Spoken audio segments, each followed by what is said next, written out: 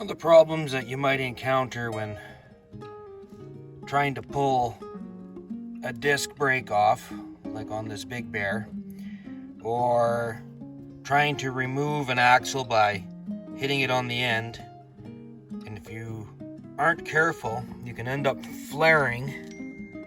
I don't know if you can see it. It kind of looks square, but what will happen is the end of the threads will collapse inward towards the holes to put the cotter pins in. Now I did this using a pulley puller, trying to pull off the disc, and there's no way that the disc brake would come off even after I heated it, so I abandoned it. But already at that point I had caused damage to the point where the nut's not going to go on, and the threads are, you can see they're not lined up anymore.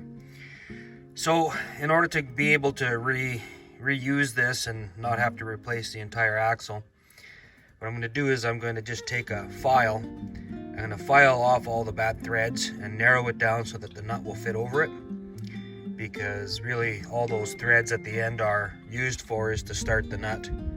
The nut sits way further down, and it's at the top where the gaps are in the nut to put the cotter pin through.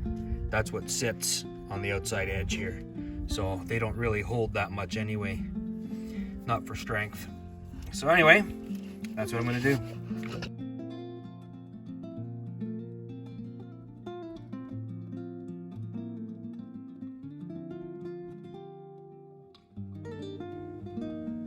So here we have the final repair.